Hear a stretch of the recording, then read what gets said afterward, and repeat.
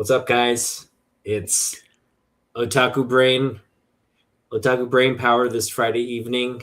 Uh, we kind of alternate between my channel one week, Jens's channel next week, and we kind of, yeah, it's a weekly thing, but we don't really have any like motifs or returning things in our program, which is fine. I like to keep it that way, but how have you been, man?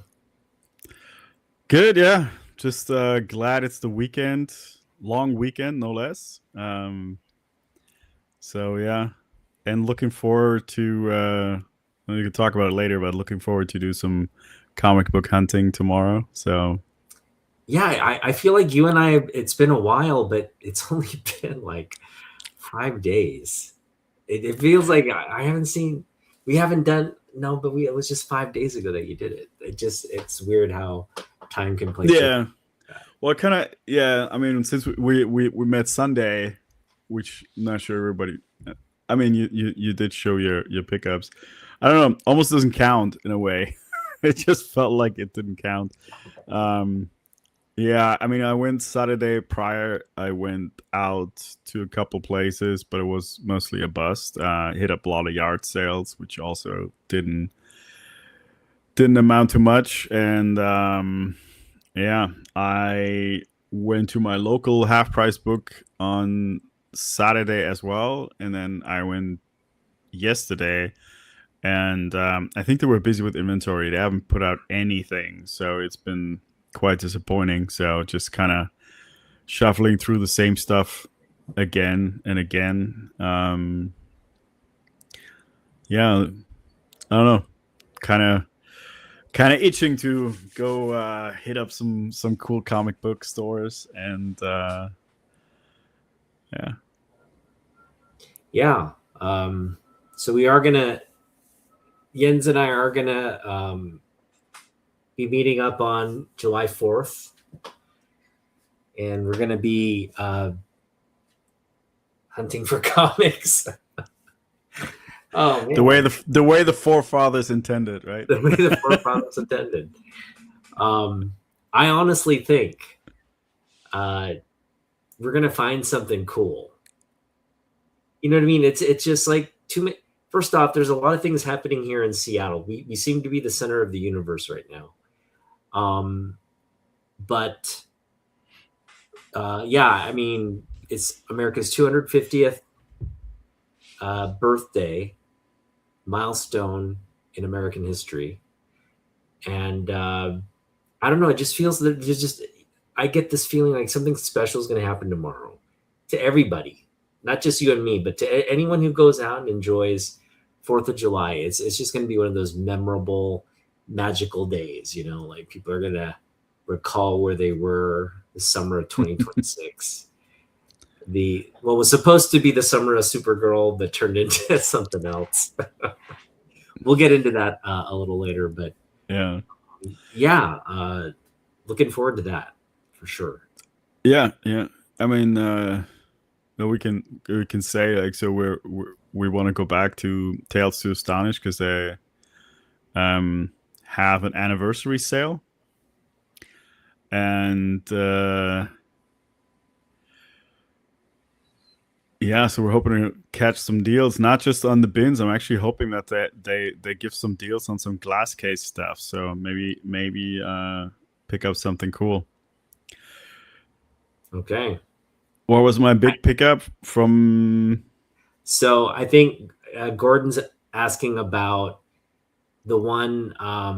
Remember the one we picked up, the sign book? Oh, okay. Yeah, let Yeah. me show it actually. Yeah. So I had it on my channel, but let's see, because I would actually. So I've been working on these books. Been pressing them. I sent out my 9.8 pre-screen on Monday.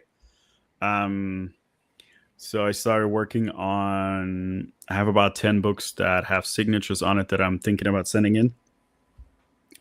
So the big book, I mean, the book itself isn't that big of a deal. It's His Uncanny first bishop is a X-Men. big deal, man. It's a big deal. First Bishop, but the thing that made it special, I only paid $8. It's a Stan Lee signature. That was the thing that had me in disbelief, Otaku in disbelief. $8. Stan Yeah, Lee. he gave you a discount on it. That was a crazy thing. You Yeah. actually asked for a discount and he gave it to you. That's why you I always ask for a discount. I actually he well, it wasn't priced, so I just asked like how much it was, and he said $10. Before I could even, I was like my mouth was a little ajar. I was like, Right. because didn't even expect $10. I thought it was Yeah. going to be way more expensive. And he looks at me, he's like, oh yeah, $8. I'm like, Yeah. hell yeah. Right. Yeah. You didn't even say anything. He gave you a discount. So that was pretty Yeah. cool. Yeah. But great book, man. That is Yeah. an incredible find for sure. So yeah, Stan Lee's definitely. I mean, is it the kind of book that you want his signature on? I mean, it's not wrong. There's no wrong book. Let's put it this way. But I think it's something something older with his signature might be much cooler. Something that he was where he was in charge. You know what's great about that book? Mhm. You now have the opportunity to get Wills Pertasio. I think Scott Williams was the anchor of that book. And the writer was Scott Lobdell, maybe? Was Claremont gone by that time? Oh, no, you're right. It was Claremont. It was Claremont. You might want to check that, though. Yeah, it was Claremont, I'm pretty sure. Because he introduced Bishop. Uncanny. No, it might not have been him. Let me look it up here on. I think it was Lobdell. Because that's when that was right around the time Claremont left the title. Yeah, it's after Claremont leaves, so it's Writer John Byrne. Was it John Byrne?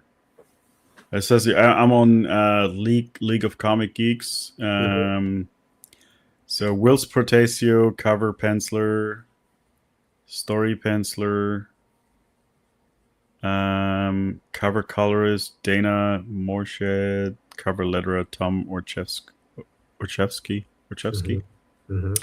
Yeah. Yeah, John Byrne, it looks like. John Byrne, wow. Well, that's a hard signature to get. I was thinking if you could probably get Scott Lobdell's signature, but John Byrne, that's a tough one. He's not doing much these days, comic book wise. But if I get any other ones, then I cannot send it in now because that would be because I don't want to get it. If I get it slapped and get the signature authorized and approved and whatever, then I can't get any other signatures except I would have to crack it and then pay extra for all the other stuff again. So yeah, we'll see. So you're gonna get it slabbed. That's what I was thinking. Yeah. So I have 10. Yeah, I have 10 books right now with signatures here. But yeah, that'd be close to another $600 though. Yeah, it adds up. So, but we'll see. Yeah, I'm pressing the books right now. I have the best for last. I have that Sam Keith book still to press, and the other ones I've done already. I just need to let them sit and see. But most of them were pretty good. There was nothing where I have to worry about like regression of any creases or anything like that. I just wanted to make sure that they look nice. Mm-hmm. Yeah, I'll figure what I'll do. I'm not sure. I might just get it graded. Just get it over with. Yeah. So the 9/8 submission, when is that expected back? Is there like a window that you get them back? Really hard to say. So the last one took about a month, right? The last submission. This might be a little bit longer, just because they say that there's like a week or two longer, just because you want it to be 9/8 or higher, right? Mhm. Um, yeah, so I'm thinking like 5-6 weeks, maybe. Okay. Hopefully faster, but we'll see. Yeah. Yeah. Oh, I wanted to show you. I'm not completely done,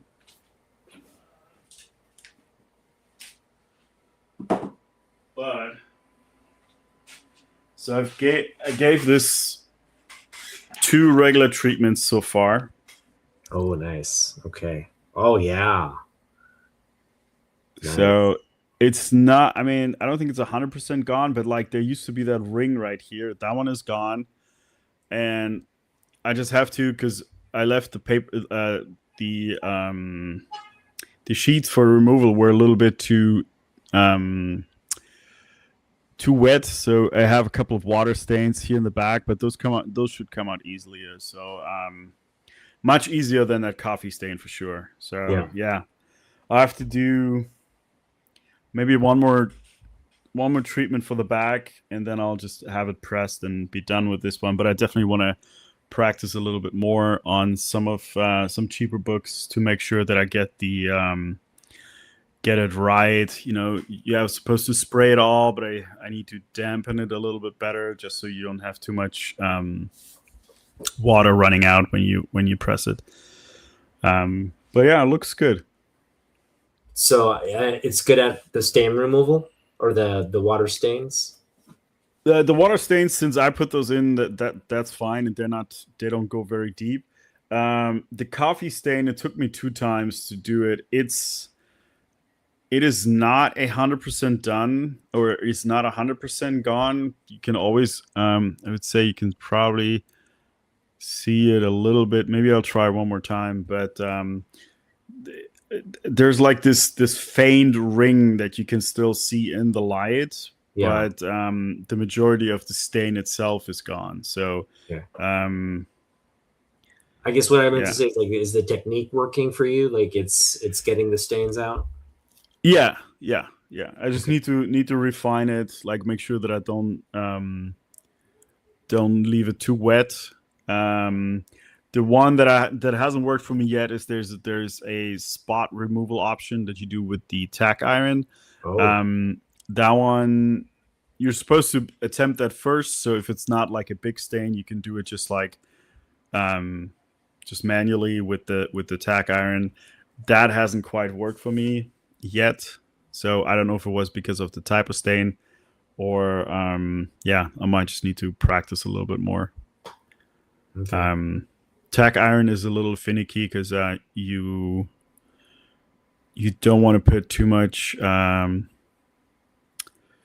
want to leave it too much, too long in the same spot, because when I press these books, they're pressed at like 140 degrees.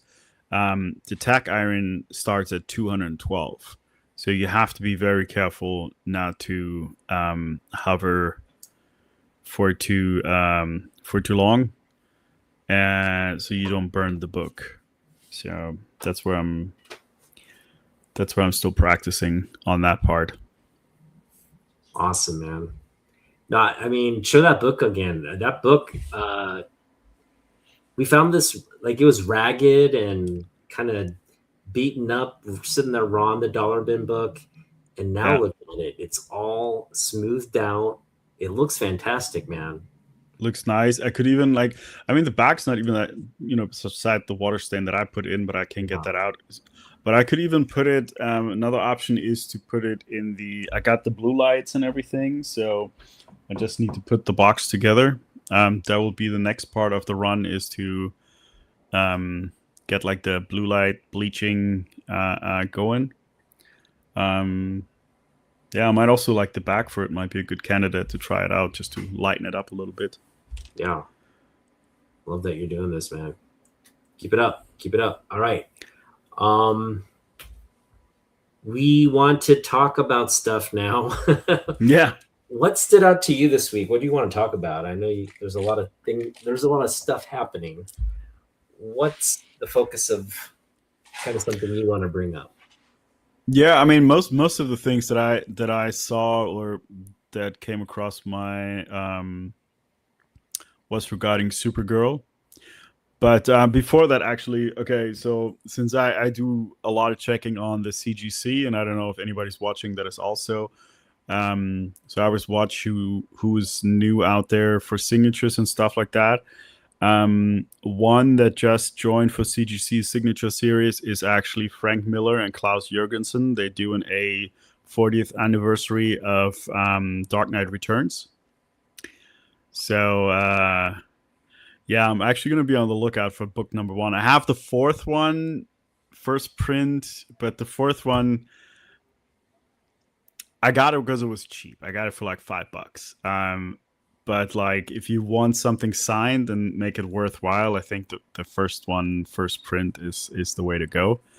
That's what I was kind of thinking about. Not sure if I'll actually go through with it, but I have been wondering about a Frank Miller signature. So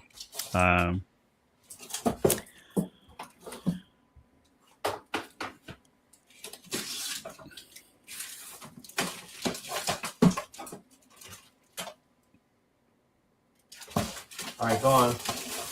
yeah. I Well, I was have just that wondering. book. I was have- just wondering. I was just saying it. There comes Otaku with his treasures. That book somewhere. It's somewhere. I can't find it. Yeah. So That's exciting news, man. That is exciting news. yeah. Frank Miller on the 40th anniversary. So wow.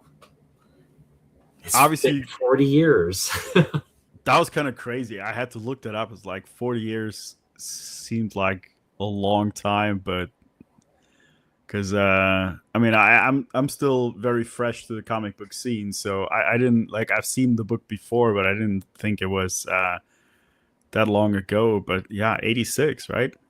86. So 40 years. Damn.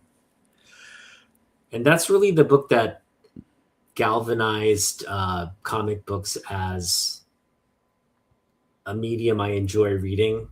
Because I must have read that as a kid at least 100 times. I mean, I read that thing front and back and center, and yeah, it's a great book. But also, it just put me right in the middle of collecting comic books because I got those issues, some of those issues at my local comic book store. I got the graphic novel. Like I read it at the library and then I just went out and bought it because I wanted to have it. And so it was really cool. Yeah, for sure. And yeah, I mean, and one that I mean, they always have good stuff. They were teasing on what's his name, Silvestri. Mark Silvestri, yeah.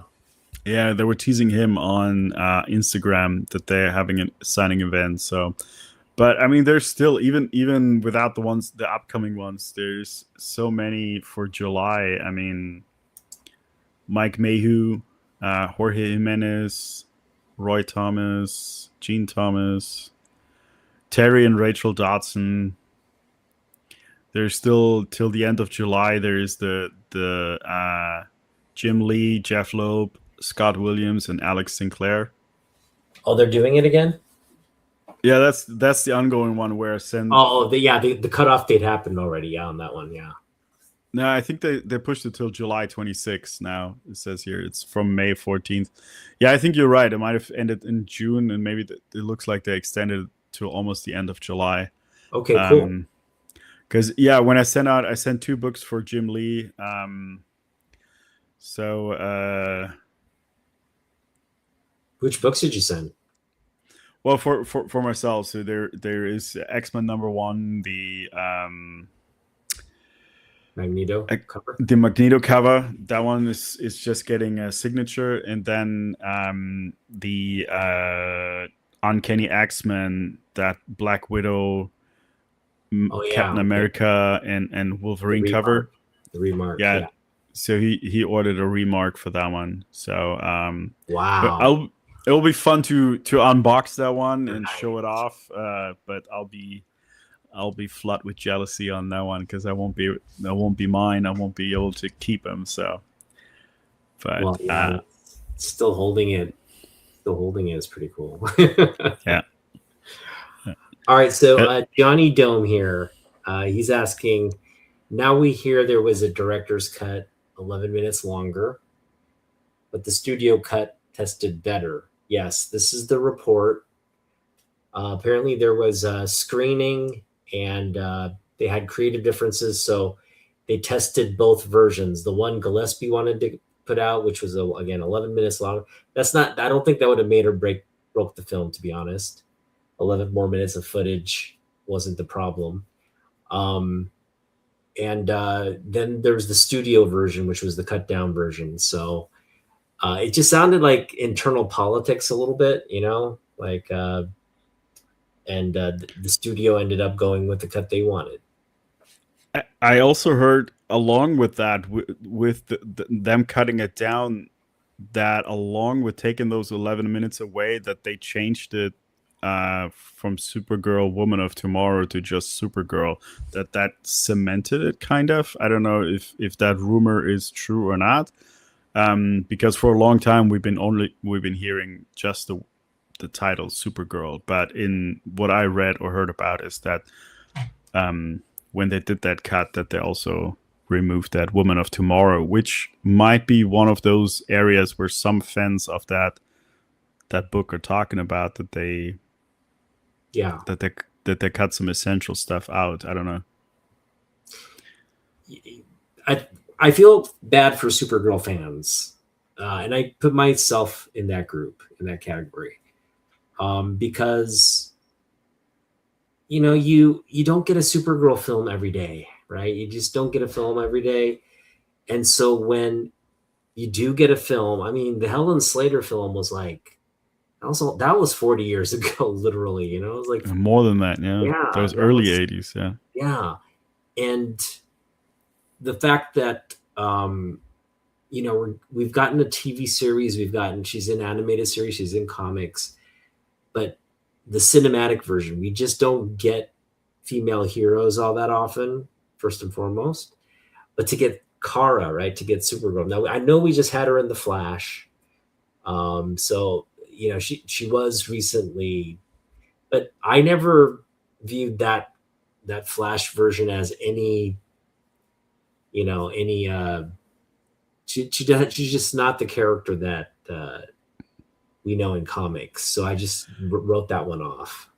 And if I'm being honest, and I'm not trying to be mean to the actress or anything, it's been a while since I've seen the movie. I did not remember that Supergirl was in that movie. It did not stick with me. So, but that might be on me, not that the appearance was memorable, but I just didn't remember it. Yeah. Well, so back to what I was trying to say is, like, the fans today, the Supergirl fans today, they got cheated because they got lured into thinking, when they said, hey, this is a comic book adaptation, that they would see the adaptation on screen somehow. And I really feel for those fans, like the ones that had read the book and came to Woman of Tomorrow thinking, oh, this is going to be an edit. But, for those of us who've watched comic book movies for a long time, like when they adapt a comic book, they never stay true to the comic book. No. They always mess it up or do something weird with it. Case in point, like what was it? Days of Future Past, the movie that came out, that had no bearing on the actual comic book, no resemblance whatsoever. Just the name of the movie shared the name of the comic book, but they weren't adapted from outside of the time travel piece. That was the only factor that tied the two. But even everything else on TV too. I mean, Invincible is a huge hit, but it's not a 1-to-1. I mean, they're everything that, like, the key elements are there, but it's definitely a lot of things were done differently. And the same with The Walking Dead. It did not follow the comic 100%. Yeah. Like the core elements, right? And I don't I don't think that any, like you were saying, like any adaptation had ever been a 1-to-1. Um, Yeah, from, nothing but comes I to just mind, saw a lot of anyways.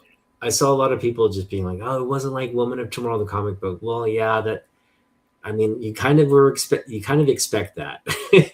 I mean, we weren't seeing like cool, like colorful, panels like in the comic book. So I already knew going in, like, this wasn't going to be a straight up adaptation. And the only thing that's really going to tie it is like the Ruthie, the character, Krem as the bad guy. So we that story arc itself is an adaptation because it's following those characters' paths. It's just a completely different take by Gillespie. What did you think? I know. Did you read Woman of Tomorrow or no? I know I pulled it out from, but I don't think that's the whole thing. The trade It's paper. issue. It's Oh, more no, than no. one. Yeah, you got the trade paperback. Yeah, that has the whole thing. No, no, I only have the one from Superman Day, like that one single comic, Oh, which I okay. think that's part of a 8 piece or something like that. So Yeah, yeah, I'll have to read the whole thing. Um, yeah, yeah. I mean, It's we good. talk. One thing that makes me sad though, because I did like the movie, is that with everything that's going on, I mean, we can talk about that, whatever, they might recover costs, etc., etc. But like one thing that's sunk into me is that with everything that's going on, there won't be a second standalone movie. Yeah, that's not looking. That that is what I'm taking away from this. Even if there's um even if there's a recovery in terms of cost and whatnot, but I don't think I don't think that they're going down to make a second movie. That's really sad about this because Well, the yeah, movie was good. the movie was It, good, and it really. I feel like part of this is the economy as well. Um, you've just got a lot of things going on in the world right now. Um, there's World Cup soccer, there's baseball, there's summer activities that you have to plan. Uh, yeah, yeah, and then the movie goes up against Toy Story 5, and I even think Minions too, right? So I mean, there Minions is 3 this week. two. Yeah, it's not, and that's the thing. Like you have a window to really bring people out and have the people that you don't expect to watch it, but that's not what happened. The people you don't expect to watch it didn't watch it, and the Mhm. people who love the character were going to watch it anyway, like you and me. um we are just left like with the repercussions because we're now vested in these characters. We want to see the next installment. We want to see this universe grow. But you get the sense if the next Superman movie has similar results, then it's like they're gonna pull the plug, right? It's not gonna make it Yeah, too far. So yeah, these are real numbers, and these are what make and break studios. So DC Studios not, I mean, losing potentially. They're saying right now 100 million potentially.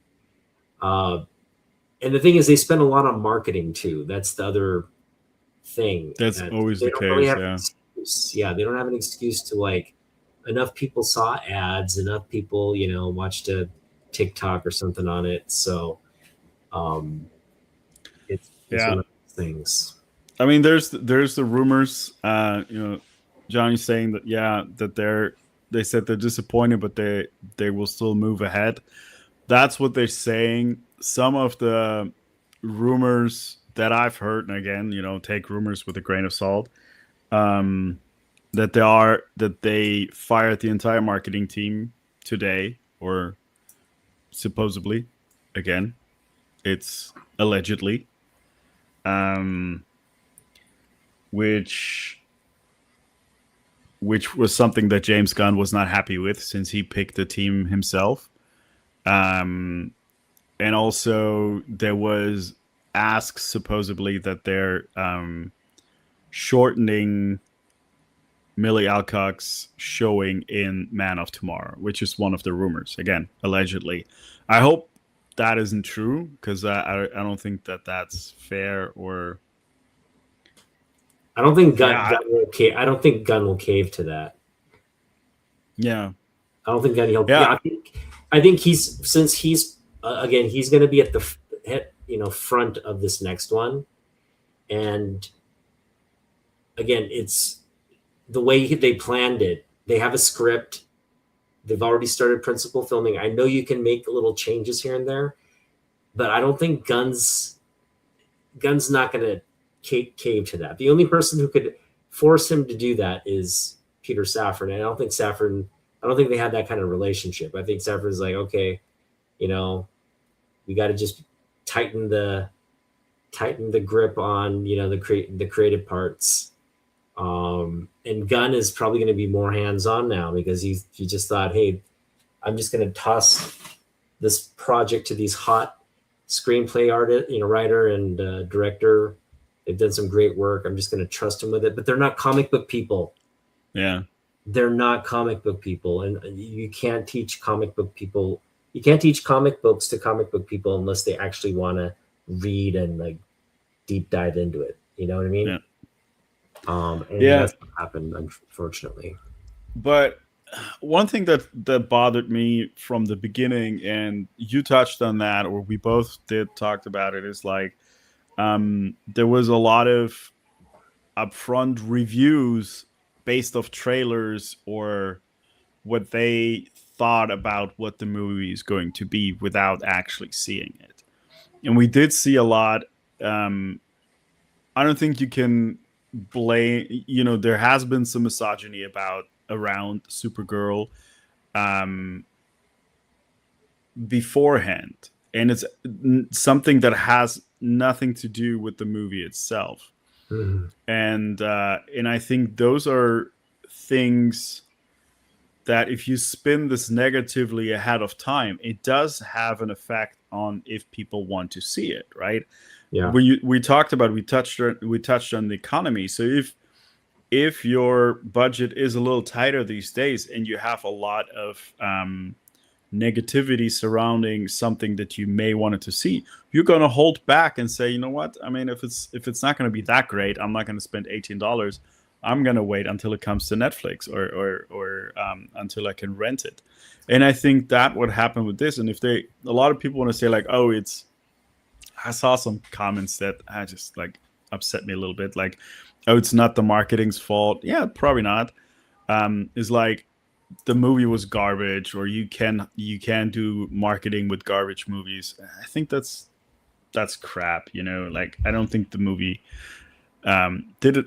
Was it the great? Like we said before, it wasn't the greatest movie of all time, but it was a good movie, and I enjoyed it. So I enjoyed it too, and that's what's sad about it. It's like they're the people that I don't know. I feel like it's a little bit of a two-edged sword. You were hoping this would win people over, and the commercial success of it would ensure we'd have a a strong product moving forward. But given where we are with the poor performance, and I just think most mass audience, they're just not ready for Supergirl. They're just not ready for her. And yeah. I think she'll do great in the follow-up. I think she's going to play a big part in Man of Tomorrow. I mean, not like she's definitely going to play second fiddle to Superman, but she's going to be one of the primary characters in that movie. There's a lot of people in that movie. You got to remember, it's like a full star-studded cast. You've got Lois, you've got all the characters coming back from like most of the characters come back from the first movie. You've got Brainiac. Now there's rumors that they're going to introduce Martian Manhunter in the next one. So I mean, there's a lot. They're building towards something, and I'm all excited. I'm all in on everything. Like Supergirl, Flash, whatever you want to give me. I kind of bought in through the Superman, the first movie, and now I'm just like, I want to see all of it. And now what disappoints me is this might not have long legs if ends up being a flop on the next project. So, Mm. what do you think about the future of, because like Saffron said, he's going to continue to, it's just one piece in a long-term strategy. Yeah. And do you think this will derail ultimately, because we've got lanterns coming up, we've actually got a lot in the pipeline, and this one bear miss, I mean, we have week 2 numbers to go over, but they're not looking good. But I'm just saying, like, in the big scheme of things, is one early failure the end of this whole thing? I don't think so. Um, it's Lantern. I don't think will be affected at all. Because I think even though it's in the same universe, I think from there's a difference between your TV watchers and the moviegoers, right? I don't think it will affect it, or it shouldn't affect it. I mean, it's if they were to pull the plug or something like that, because I see a lot of people that are like, oh, you need to stop, James Gunn needs to go and stuff like that. But Okay, this was these a project, yeah. uh-huh. Go ahead. No, I'm just saying, like, these projects are like bigger than one movie. And if you need to build this universe, it can be sometimes rocky. And if you just like want to scrap this again and start over again, it's just not going to be good. You're going to start, recasting and doing and making and all that costs money. I think if you want to build towards something, you need to stay the course for a bit. And yeah. Yeah, Maybe they need to stop spending a little less on marketing or something like that to keep the costs down. Definitely some costs will be made back with streaming and digital physical copies and stuff like that. Yeah. Yeah, I think the economic, I don't think you could call this project a failure. No, I don't think so either. I think that's Yeah, that. because what it's created is it's created a lot of buzz within the fan base. So people were already like kind of reading comic books, and they're staunchly defending the project, saying, hey, it doesn't deserve this performance at the box office, right? It doesn't really deserve this kind of poor performance. It was enjoyable. You and I had a good time watching it. It wasn't terrible. The acting was really good. So I just want to harken back. I think it's not necessarily that people aren't interested in this character. They weren't interested in the project itself. I just really simply think it's like economic, because like this is a poll that they took on IGN. Mm-hmm. Are you planning on seeing Supergirl? And while 18.1% of people said yes on the opening weekend, that's you and me. That's a big number right there. It's like a fifth of people went and saw it on opening weekend, right? But almost half said they're just gonna stream it. And so that Yeah. and then more people said they wouldn't want to see it. So yeah, it basically no one was interested in seeing it to begin with. So that's kind of not a good sign. Yeah, one thing there was, I don't know if there was on that podcast that you and I watched beginning of the week, or I forgot where they said that. Supergirl Radio, yeah. Yeah, Supergirl Radio. I don't know if it was said there or if I saw it somewhere else around the same time. Is that they were talking about that the same issues or negativity surrounding the movie was also surrounded the TV show, right? Because you have people now saying, "Oh, she's no Melissa." I'm still gonna say Benoit. I don't know if it's Benoist or whatever. I'm gonna say Benoit. so much. She was better, or she's that, and somebody said, like, that's a bit of a cop out to say that now, when for 5 or 6 seasons everybody was giving the show crap too, right? I mean, and I think that's that whole thing that flows into that, about, like, Yeah. female characters, female empowerment, that there's a lot of negativity around that, Yeah. Yeah. and we've deal, unfortunately, and we don't have to go in, we're not going into politics or anything like that, but there's the manosphere, there's a lot of toxic masculinity which is on the rise, and then have a female protagonist, the character's not new, it's been around forever, but I don't know, I just like, especially what I've seen in the beginning from people that didn't see the movie, that never planned on seeing the movie, and produce a lot of negative content around it. I don't know, that part I really didn't like. So, Well, what's also good about this is, like, these are the number of people that actually would want to watch the movie.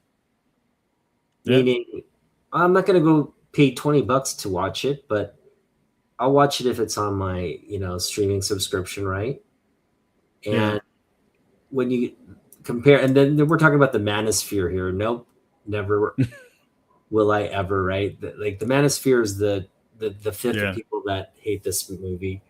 I think the verdict's not out yet on whether this movie will ultimately make DC Studios, through licensing and other things, more money, because, like, as Johnny Doe mentioned, this movie sold a lot of franchise licensing.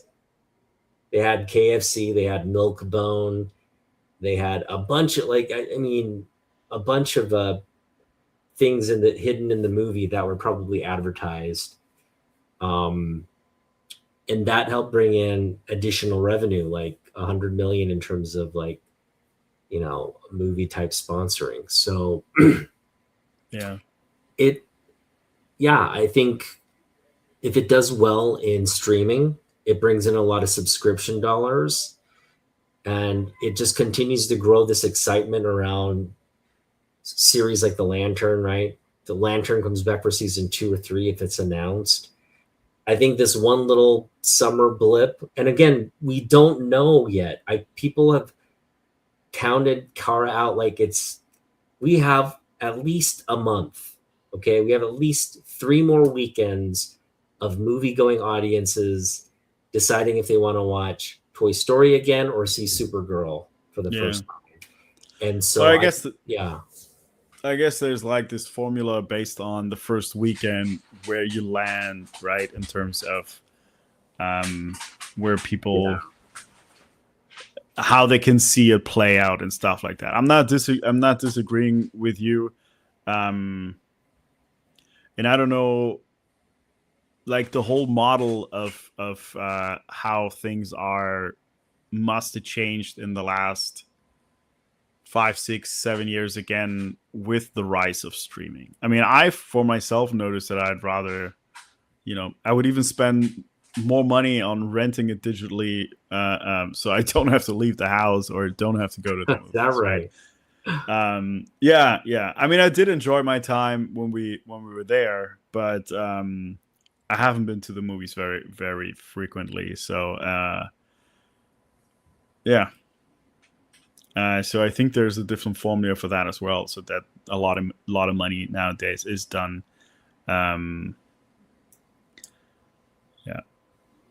is done through streaming and the secondary market, the digital rentals and so on and so forth. Yeah. I think it's unfortunate that Supergirl didn't have a better opening, but I do understand there's a lot of factors working against it, and it's unfortunate, but life goes on, and I'm still excited about this DCU vision that Gunn has. Very excited. We've got again, I think it's like the Supergirl movie and the Superman movie, they're very different in tone, but they're converging in this Man of Tomorrow, right? And Man of Tomorrow Mm. is going to basically open up the DCU to many more characters. Um, they've all already announced that they're starting to cast for the actor who will play Darkseid in this, whatever it entails. But we know Darkseid is coming, right? So it's a lot of exciting stuff to look forward to, for sure. Yeah. Yeah, definitely. Yeah. I hope that she get a chance to that this doesn't stay just doesn't stay with Man of Tomorrow, that the character continues to show up beyond that. Even if it doesn't, if we don't get Supergirl 2, that there is I don't know, another Justice League in the future or something where the character will definitely show up as well, you know. The other big thing to drop this week was the X-Men 97 series. You want to kind of talk about your thoughts there? I actually, oh, is that about? I'll let you take the helm because I think I'm a little behind on that. I don't think I fully paid attention to that. Okay. I haven't been watching it either, so I know it's over there on Disney Plus. I do know that they're doing kind of Age of Apocalypse, but they're doing it in a way that seems to incorporate more of the comic books. So that's kind of cool to see, and they're being very accurate with the comic. Like that's the thing. Like the animation stuff stays really true to the comics. You know, Mm-hmm. that's been nice to see. I don't know why they can't do that for the movies, but again, again, I don't know. I just can't wrap my head around why they wouldn't stay true to comics a little bit more in the screen adaptation. Well, I think like, you know, on the animated part, you have people that are more passionate about the comic books or the source material, while a lot of times when it comes to these movies, you want people that are thinking of it more as a Hollywood movie rather than an comic book based movie. Yeah. Yeah, you gotta get my wife to watch the like get into superhero movies. My wife would never. She's doesn't see the logic in superhero movies, but that's fine. It's not everybody's cup of tea. Oh, my wife always liked watching, especially when Thor was on. So or Aquaman, yeah, she'd like Chase Momoa. Yeah, the Max Fleischer. Yeah, they should really replay those Max Fleischer at the beginning of a feature. You know what I mean? Like the next Superman movie, they should play that like 5 minutes short from the 40s. The Max Fleischer. These would precede actual movies. They're like kind of movie previews back in the day, but they were full color like Superman animated like films. That would be cool if they just kind of played that as like the warm up before they started the actual movie. That would be really cool. But that's the comic book fans want. They don't care what we want. The '90s Flash show, I watched that. I was really into that, but didn't run for very long. No. All right, we got some good engagement in the chats. Thanks, guys, for joining. Yeah, as always. I just clicked on the comments. I didn't see it before. the X-Men 97 animated series, I'm glad people are into it. I'm glad people. I'm not that interested in it, to be honest. I'm sure it'll be a great season, but I already read Age of Apocalypse, so I don't need to get like a rehash modern, revisionist view of it. So I'll I'm just really behind on my X-Men stuff, so I wouldn't mind it, but I'm just not. I just don't want to pay another subscription fee, if I'm being honest. yeah. But I wouldn't mind watching it if it comes out. So yeah, I was just looking up here. So for the next season, they're bringing Psylocke and Jubilee. That's Yeah. for X-Men '97. So that's cool. It's a 90s fest. They're bringing all the 90s X-Men. Pretty much the entire um how Cable comes to be, how Bishop comes to be. They're introducing all the characters. Gambit, a lot of that Claremont kind of burn kind of run of the X-Men there in the 90s. It's pretty cool. Cool stuff. Yeah. Speaking of burn, that hardcover that I bought, I think it's sold out everywhere. That Elsewhen. We showed off again. I was lucky enough to pick one up, but it's been selling pretty well. The X-Men Elsewhen John Byrne story. Yeah, nice little hardcover. Supposedly going to be 3 books total.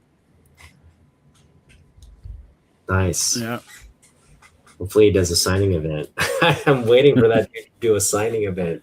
John Byrne, please come stateside. Oh man. All right. Yeah. Any cool pickups or anything that you did this week? Nothing.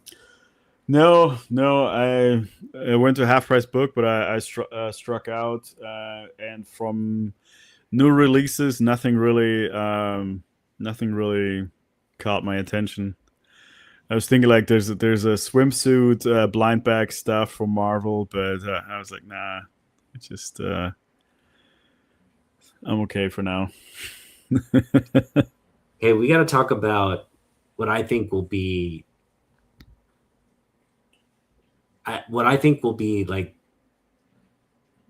the project that brings comic book community like together, and that's the animated series for Absolute Batman. Yeah. I'm actually they're forcing me now to actually go read Absolute Batman now.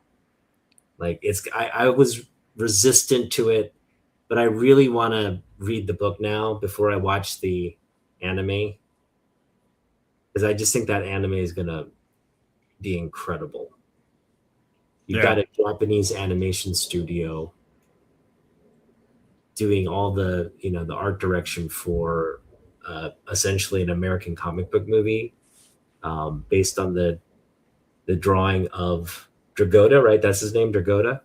Mm-hmm. Yeah, but it's going to be probably incredible visual feast.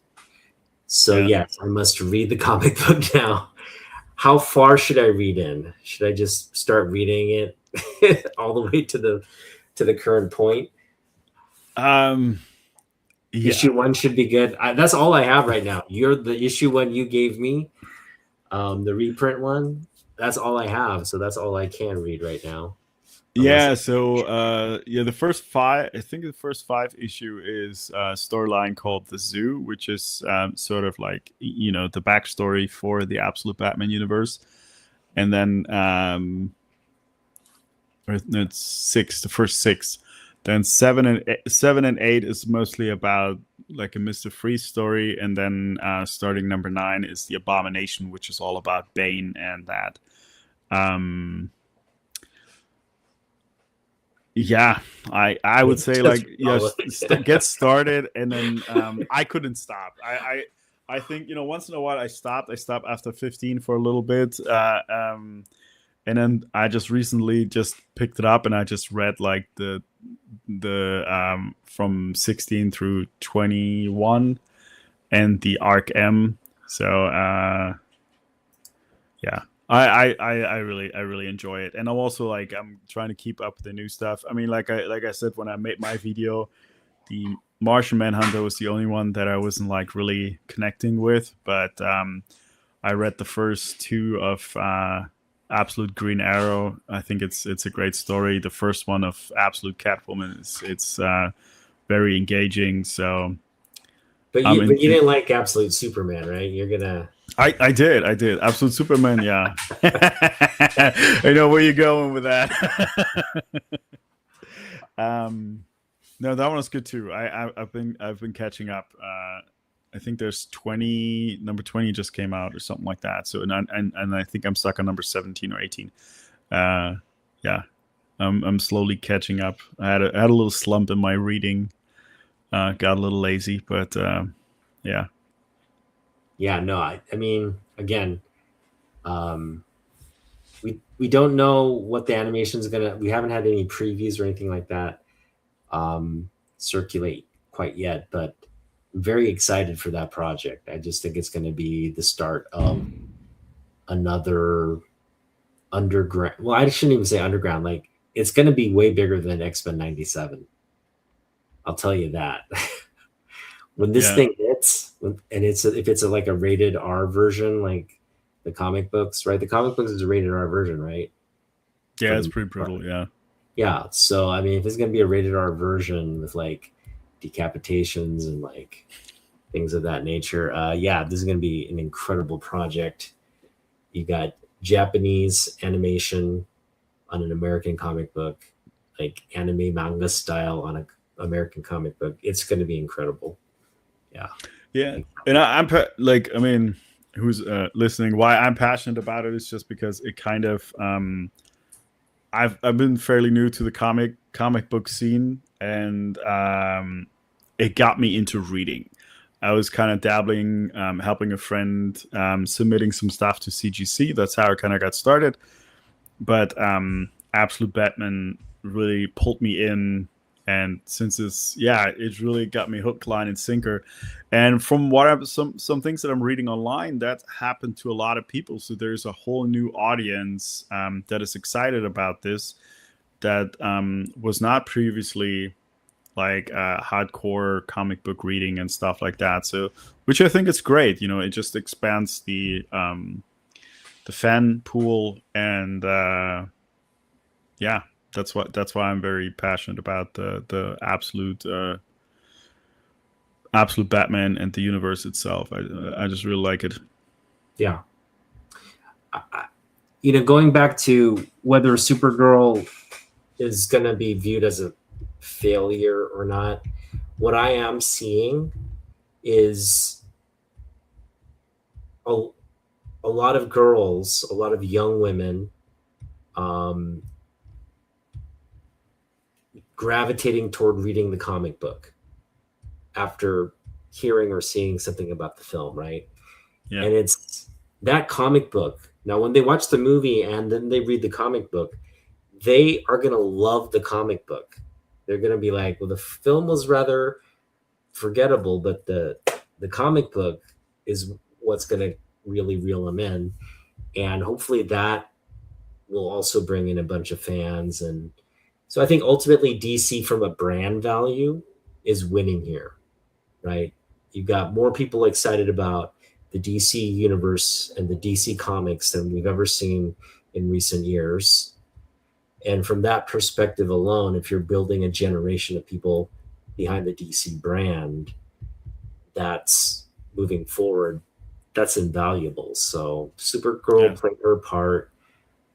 She's part of this thing, so don't try to divorce her from what DC Comics is. She's right there with Superman. And I don't critique this, people saying like, oh, they should have brought in Wonder Woman or Batman, one of these kids. No, Supergirl was a great choice as a second.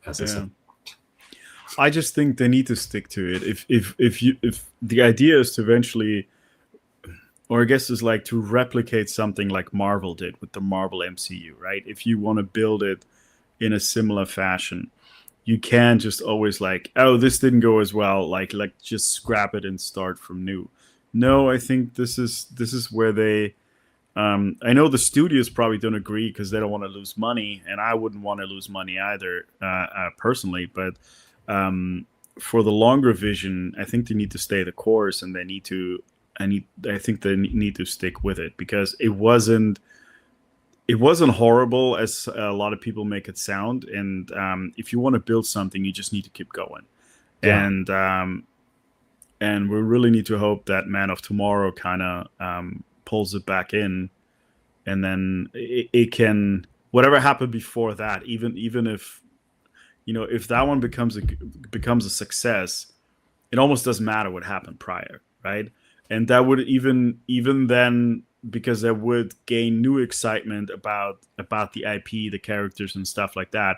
So it would almost rewrite the history of Supergirl, because then they might even be open again to making Supergirl #2 if we get there. You know what I mean? We just need to excite the next next generation, or the next crowd for Superman of Tomorrow, and hopefully that movie doesn't go up against like two family big guns in the same weekend. So Yeah. hopefully it has like a Friendly opening. friendly opening. Yeah, that's a good way of putting it. Yeah. No, all great points. I think it's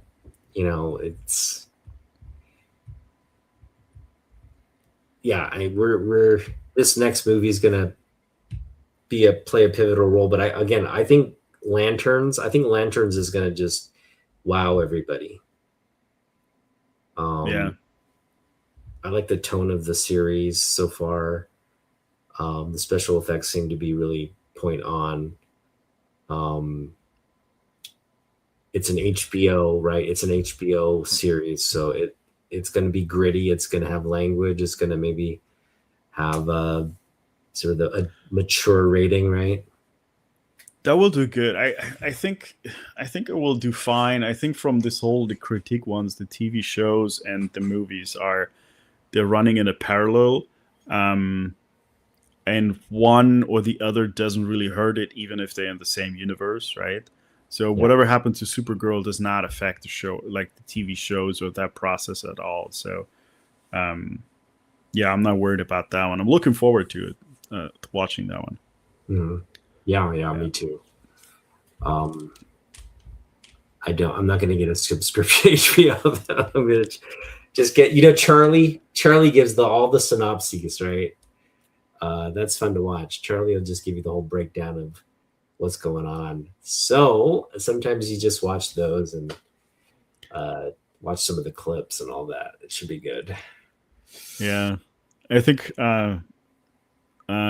my wife was asking me when House of Dragons come back up, so maybe I'll have to get a subscription anyway. So I might just stay on for Lanterns. Yeah, download all the episodes. It's like I will. I don't want to ignore the question here from Brandon. Do you guys feel that PSA has gained any clout in the comic book grading game? CGC is still my go-to. I'm with you on the CGC side. I think I continue to send my stuff there as well.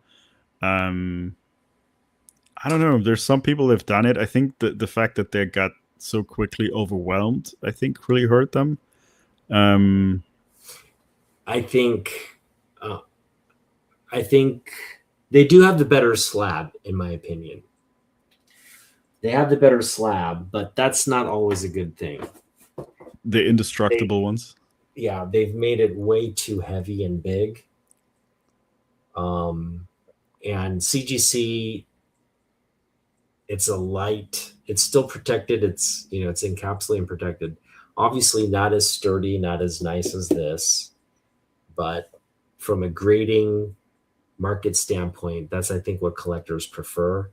So anytime you have that kind of preference, it's going to earn a little bit higher value versus the PSA. So that's market spoken. It's CGC. I think they're killing it in the card area. They're the authority when it comes to cards, especially Pokemon and stuff like that. I know CGC does some card grading as well, but I think PSA really has the the slice of the cake there. Yeah. Yeah, but I mean, it's good to have a second choice with CBCS gone, and I don't know, PGX. I never tried them, but from what I've seen, that I didn't even know they were still around. Yeah, Like but some I two dudes in their garage doing that.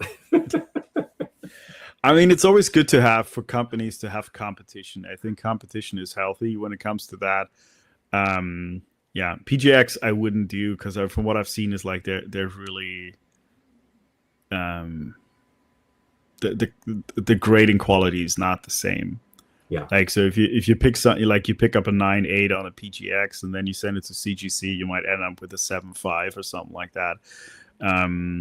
I mean, that's an extreme example, but I've seen a lot of that from the videos that I watched when I decided on where to send it to.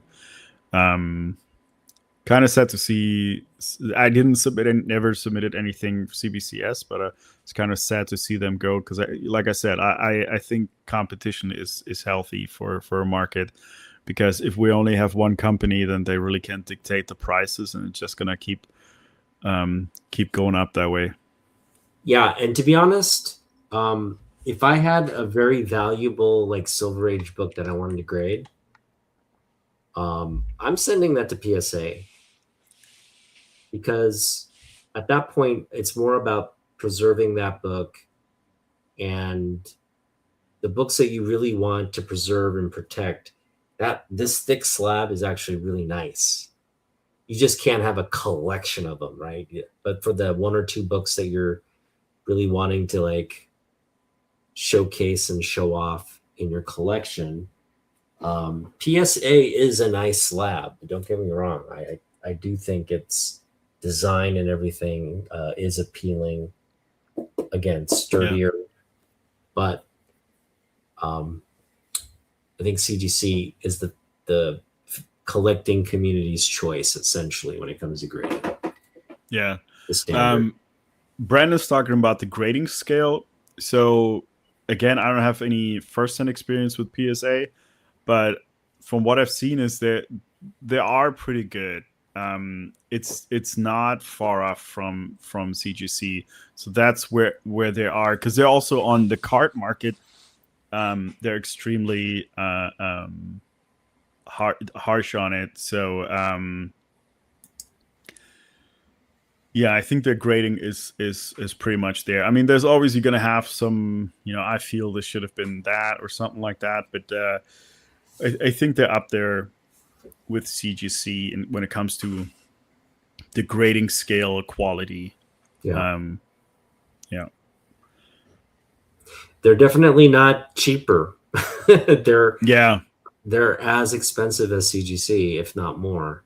So that's the perplexing thing. It's like if they drop their fees, they'd be in a better position to take more market share, but they're being very stubborn on that price point. They won't give, because it's like if you drop your price, it's like you're admitting defeat.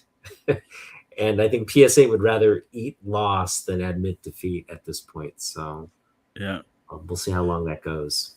And I think CGC, that those signing events, I think that's the signature stuff. That's something they really have going for them. Now, PSA, I think they do the third-party verification as well, but I think that's really where CGC is cutting out a bigger part of the market right now. And I must say, PSA I mean, started doing signature events too, right? PSA. I haven't seen it yet, but it's possible, yeah. Yeah. Because I'm more connected on the CGC side, but I was watching some videos recently from HeroCon and how long the people have to wait for the signatures and stuff like that when they want to see their artist. This guy was like waiting for, I want to say Tyler Kirkham, 3 hours in line. Wow. He's like he waited longer than the Claremont line on that one, because he had a bunch of stuff that just came out, and there was a huge line for him to sign stuff. And honestly, like when I hear that, I'm not a big fan of lines and stuff like that. Not that I'm not too good to stand in line. Don't get me wrong. I just like I hate it, and probably hate it as and everybody else. They hated it too, but that's why I'm kind of think sometimes like I rather send a book to CGC, to one of those signing events, and Yeah, yeah, it might be a couple bucks more, but it right away will be graded and taken care of. yeah. What's an hour of your time or 3 hours of your time worth? The extra stuff to send it, the extra cost to send it to CGC. Yeah. Well, plus this guy that was watching, so he wanted to get it graded right away, so he had to. I don't know how it works because I haven't done it. Like, so he got it signed, and then the person at the signing table had to call a witness from CGC over to take it, put it in a bag, and sign it that okay, I saw him do that, or I know this came from here. So that it then goes in right away to grading that they Yeah. know that the signature is Yeah, that's how I correct. submitted my Larry Hama at SummerCon. Okay. CGC was there as they were basically, you could submit books right there and there, and get the signature witness as well. So good stuff. Yeah. Yeah, again, if you're waiting in line more than an hour, it's probably the thing is like San Diego Comic Con, there's just no way around it. And that's why I think I would never go to San Diego Comic Con now. First of all, it's too expensive. And you're just paying money to stand in line all day, right? Like, where's the logic of that? So, yeah, I don't know if Yeah. we'll be doing that anytime soon. Well, especially like I mean, I don't know if I haven't been to either, but like we've spoken to a lot of people recently about their experience with Emerald City Comic Con, and that it's not about comic books anymore, and that's kind of sad to see. Um, that they have maybe 5 vendors with comic books or something like that, and the rest is about getting stuff signed is cool and everything, but it's more about the cosplay and the signature stuff than the actual comic books. It's it's a little sad to hear because I mean, it's one of those big guys, right? That you think that it should be more about the comic books. Mm-hmm. But on the other hand, it's cool that you have a place to go where you can get your book signs and stuff like that. The plastic tax. The plastic tax. Yeah. Yeah. But if you stand there, I mean, like this, if it's a 1-day event or like 3 hours for Tyler Kirkham, and then who else? If you want to get Chris Claremont, then you spend another 2 to 3 hours and stuff like that, and then so day one, all you did is get 2 signatures. It's a bit crazy. I don't know. And that's why I wouldn't want to do it. I don't think San Diego Comic Con would be fun. I think it'd be fun to be at the event and seeing all the artists and all that, but the whole waiting in line part and the whole, they're not even selling comic books all that much these days at the cons, right? It's just one big like carnival basically. Well, it's all about the what is it called? Like where the actors talk about the upcoming shows or something like that. The panels. The panels. Yeah, the panels. Yeah, those are that's where they announce a lot of stuff, like what's coming down, trailers and all that. I bet you'll get a Man of Tomorrow teaser or something. Sorry, this year. It should be fun. All right, guys. Well, let us know in the comments if you watched Supergirl and if you enjoyed it or not. If you're planning to watch it or if you're planning to stream it or no interest whatsoever, let us know what your thoughts are. But again, I would advocate for the film. let's these projects, they don't just pop out in a vacuum. So if you want to see more of it, you've got to support the whole thing, Mhm. right? Just be engaged with it. And that's what I didn't like about. You saw all these like Superman fans are wearing the shirt. They're like they saw the first movie. They're all excited, but they're not. They're not bought in, right? When why? Why aren't you bought in? You bought into the first one. Buy into the. If you want to see more of it, don't just peter out on the second chapter. Yeah. So it's weird.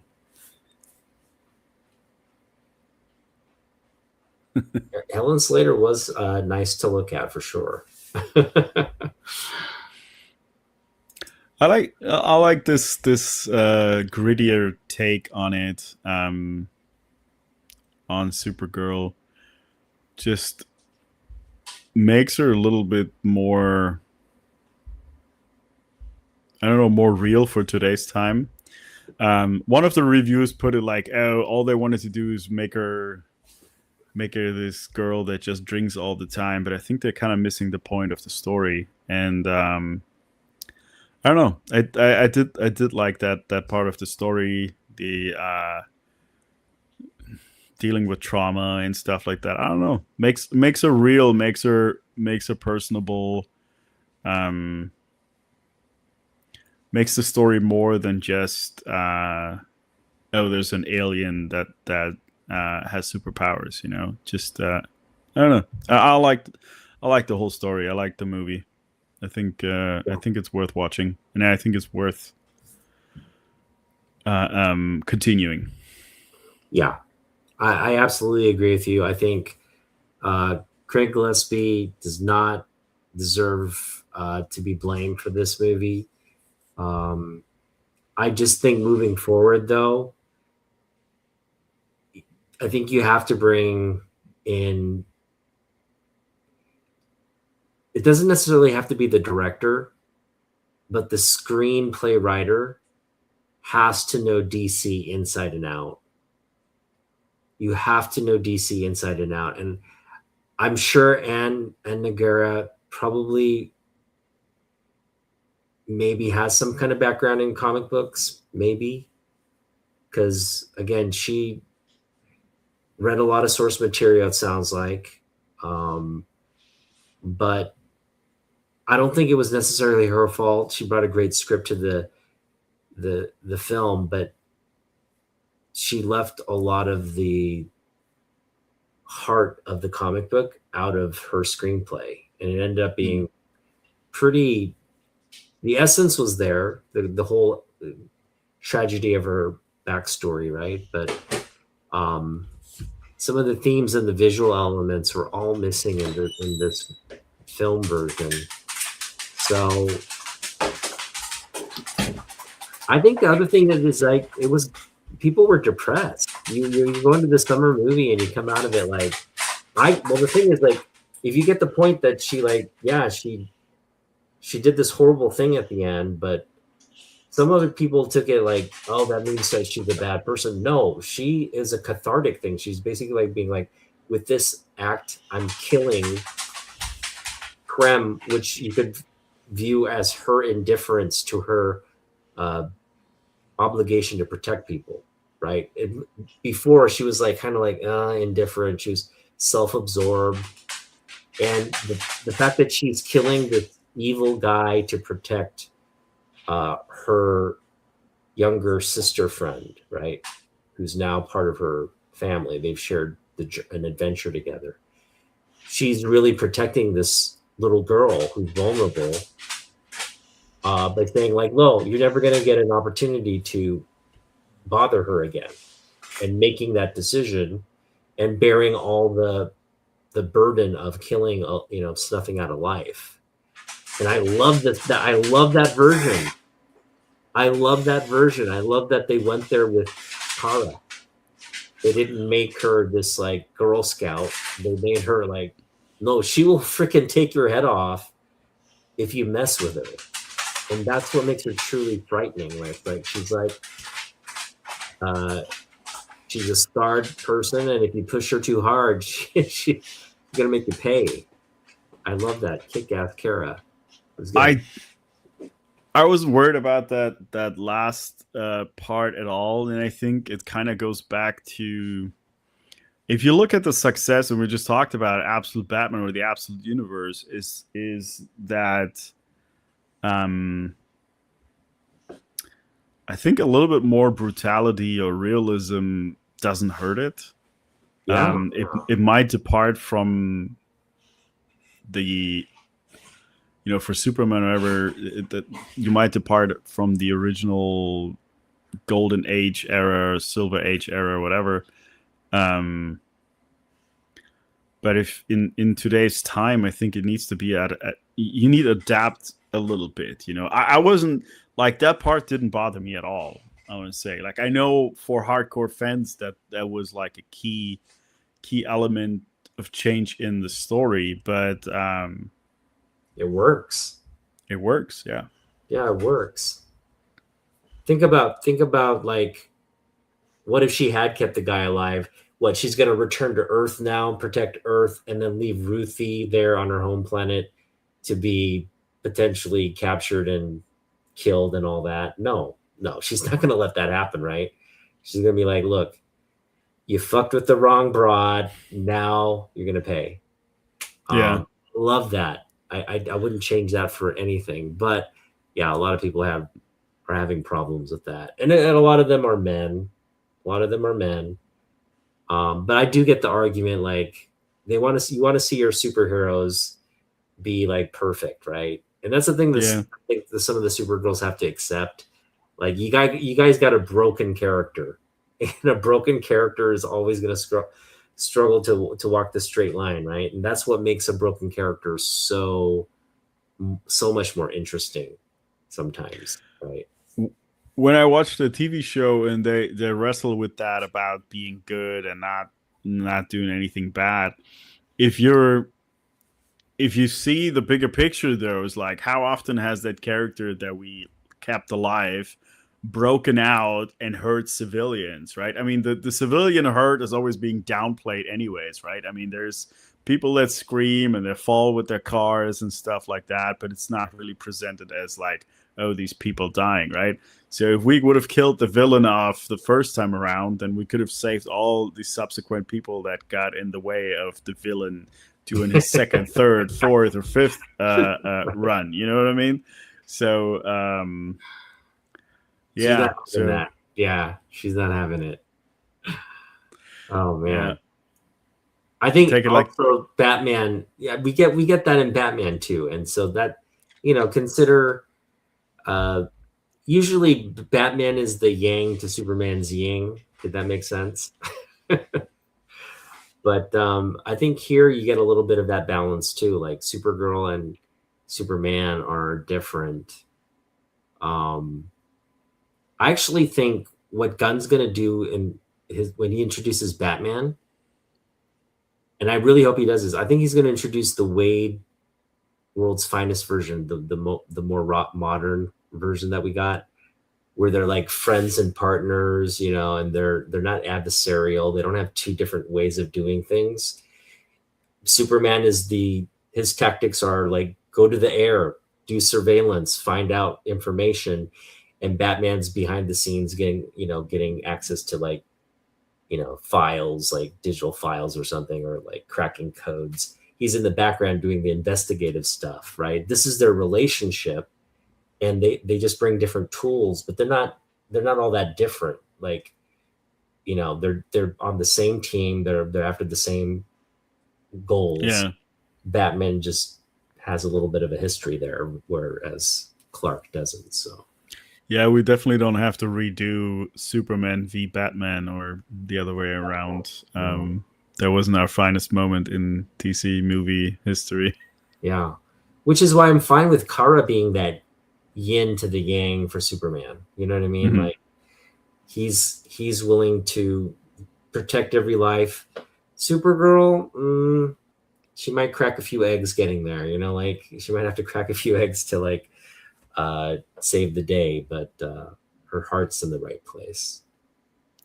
It'd be really interesting to see, you know, a point can be made of, okay, there was a variation from the script, point taken, valid point, right? Or from the that book, The Woman of Tomorrow. So that's a valid point. But there was definitely some misogyny and stuff like that around the character and other female characters like that. So one of the ones in the works is the new Wonder Woman, which will could potentially have the same kind of negative feedback from these sources that attacked Supergirl, right? The only difference that what they have to make is make the script better, right? So whatever source material they're using, if they stick to it a little bit better, if they have a person that is more familiar with the comic book source material. Yeah, there was one of the, you and I discussed it, I think, off screen. That was one of the rumors that they wanted Anna off the Wonder Woman script, that they don't want her to finish that. And maybe that's a needed change, right? If that's true, maybe that's a needed change. Make that script really solid, and maybe that can withstand even some of this early negativity against female superheroes. Yeah.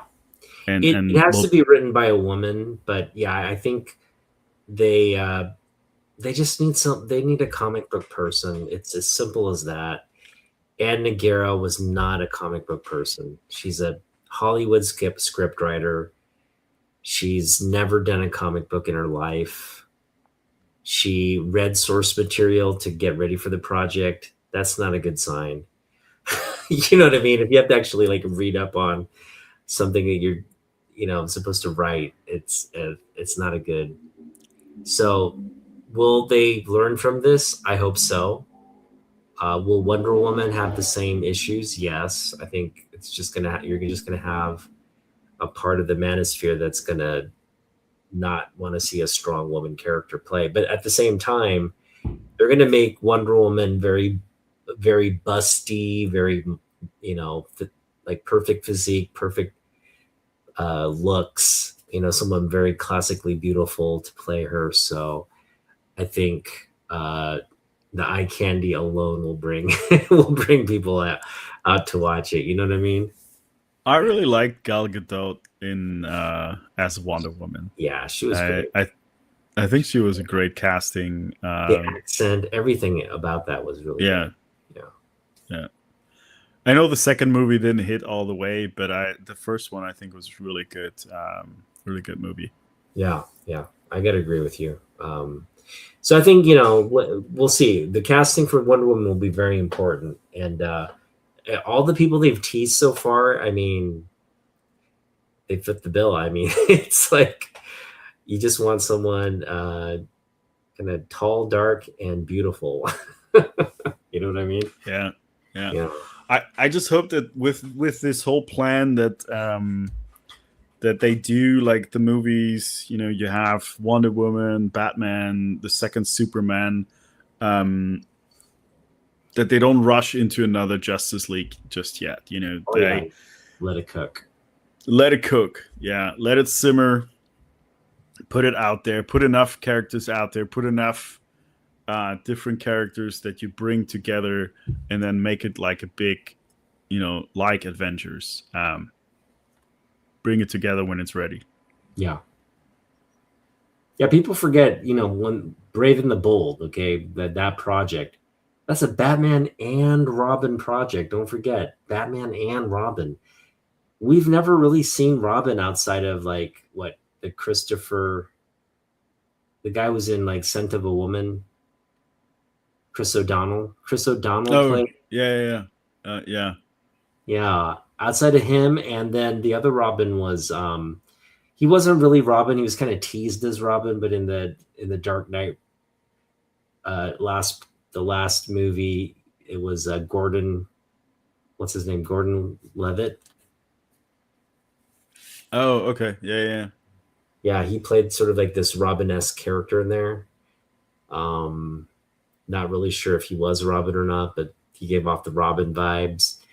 But yeah, Batman, Robert. Well, Burt Ward, he's the original Robin, The but OG, yeah. the OG. But I mean, what my point is, like, we don't get too many versions of Batman and Robin. It's always Batman, kind of playing solo. But this one, we're gonna get Batman and Robin, and that backstory. Why is a grown man with a kid running around with a kid in a costume? It begs all the weird questions. Yeah. It's a touchy subject right now.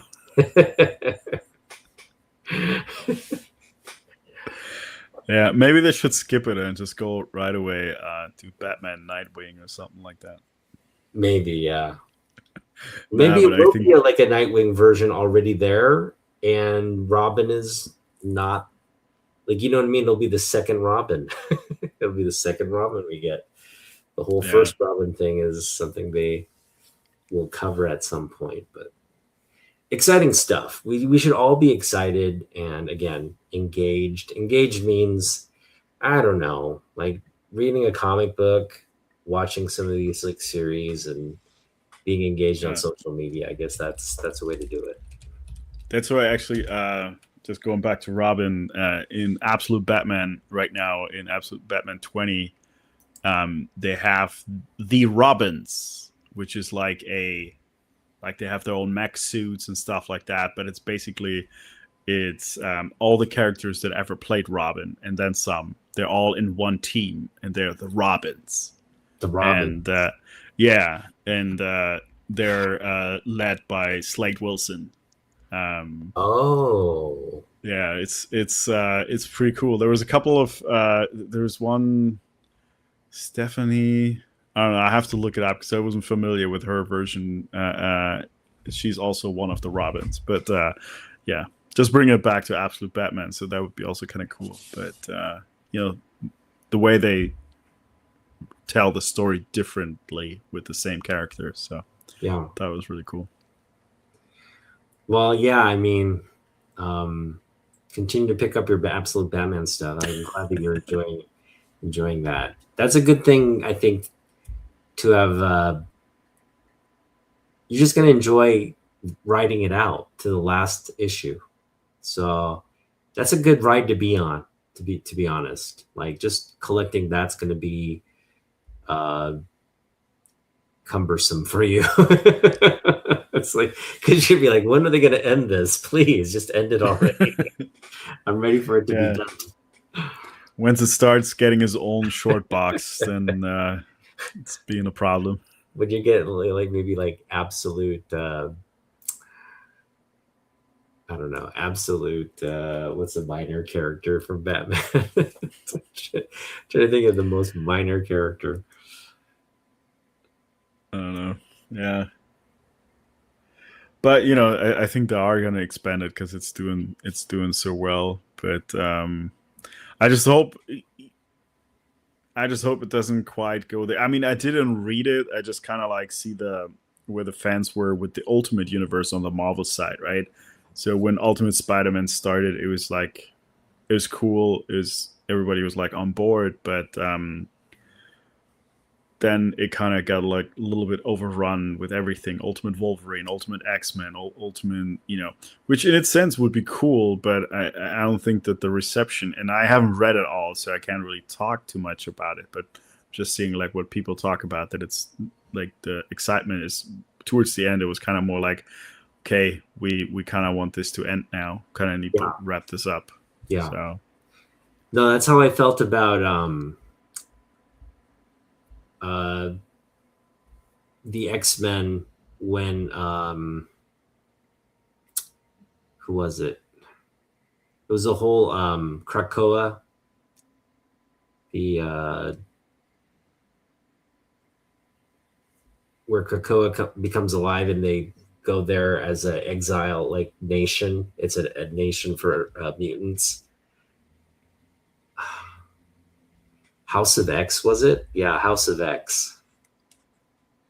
House of M? No, House of X. Okay, I think, yeah. House of X. Who's the writer on that one? I want to say it's like Brian Michael Bendis.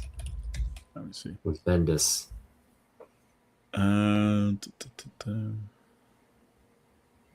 House of X was Jonathan Hickman. Jonathan Hickman, yeah, okay, Jonathan Hickman. The Hickman X-Men run, that one started out incredible. I was like, wow. I think the first 3 issues or whatever were really, really good. Or no, I think the first, like that whole series, the House of X, that it was like 6 issues.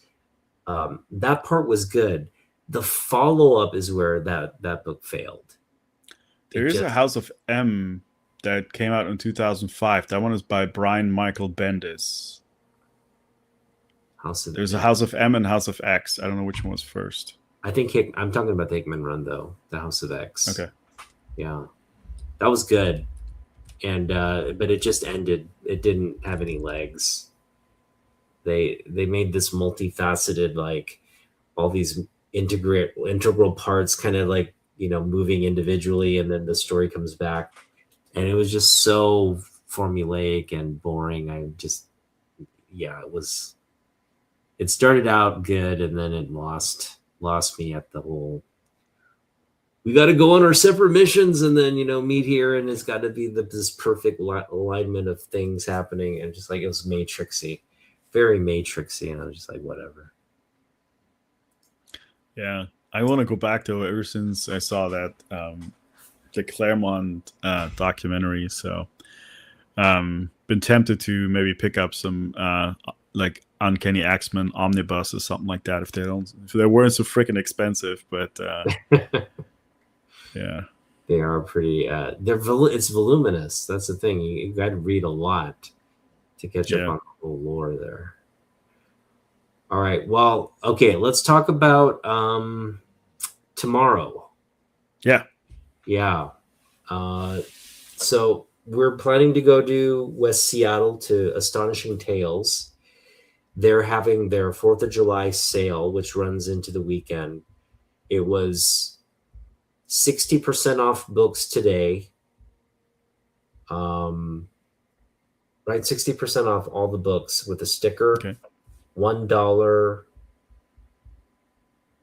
per book, or like 5 for $250 or something like that, right? And then tomorrow they're taking the sale up to 70% off everything with a sticker. Even better dollar bin, like volume books. You know, it's like 10 for $5 or something like that. So that'll be good. And we'll see about maybe going back Sunday for some stuff, but we'll see. I'm not sure if that's worth it, but yeah. All right. And then we're gonna maybe head south afterwards. Where do you want to hit up? Do you want to hit up like Jason's or anywhere? Anything in particular you want to hit? Because you were just at Ancient. I don't think Ancient's going to have anything. Yeah, no, not back there, because it's been too soon. Yeah, I guess Jason. I don't know what else is down. Yeah, probably Jason makes most sense. Yeah. Yeah, definitely not Subspace, further. Maybe Subspace. Well, Subspace would be then going north. Yeah, we could do that though, because as long as they're heading in the opposite direction of like people coming into the city, we want to head out of the city, right? Whether it's north or south, as long as we kind of avoid that center section of I-5. Mm-hmm. There's no way to avoid that though. How do we? Well, once we're outside the city a little bit, we can take we can drive through Linwood, like what's it called, Highway 99? Yeah. Okay, yeah. But we have to get out of the city because in the city, it not only you don't want to take it from West Seattle all the way there. Like we would have to take a little bit to get outside Seattle, and then we can take the streets from there. Yeah. Kind of like we did last time then. Yeah. Yeah, kind of like leave Yeah, it. that's that would be possible. Yeah, we can do that too because it's been a while since we been to that one. It's been a couple of months or longer since we've Right? been to Yeah, subspace. it's been a Yeah. while. It's been some time. And did we ever go to that one? It's near Half Price Books. It's the little they've got like the dollar bids and they've got a couple of wall books and then it's like mostly a small back issue. It's by the hair salon. Did you ever go to that one? Maybe it's the one I'm thinking about where I got those. Remember when I seen a picture of the DC Universe one with Wonder Woman and Superman? It might be from there. Is Yeah, that yeah, that's the one. Yeah, we could yeah. swing by there because you want that book that I pressed for you. I think they had that also in the DC Universe one. Maybe if you want that, we can swing by there. Okay. Yeah. They yeah, maybe just for that because the rest is I don't know. It wasn't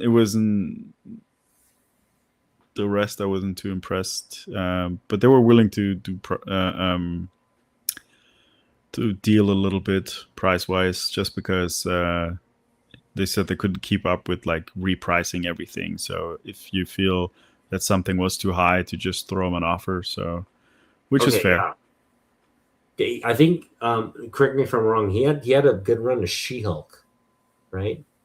No. I don't recall right now. Okay. Yeah. I went through most of it like a month ago or something like that, but I only walked away with one book. Okay. But yeah, we'll see. We'll see. Let's start over at Tales to Astonish. I hope it's not because of the the anniversary sale. I hope it's not like super packed right away, but we'll see. We'll see. Well, we'll Kind be of getting hoping it. there a little early, so we'll be Yeah, first in line, hopefully.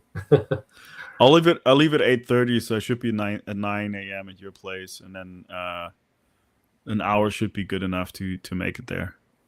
Sounds good, buddy. All right. Well, guys, thanks for hanging out with us. Always fun Yeah, to hang out with you guys Friday night. We will be back with some sort of haul video. Can't promise that we're going to pick up a lot. It's one of those destiny fate type things. We go out and see what we find, and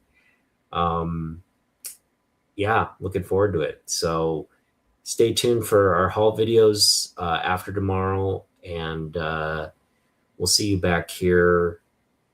Maybe no, we'll see you back here next Friday on Jens's channel at yeah. Collective Brain.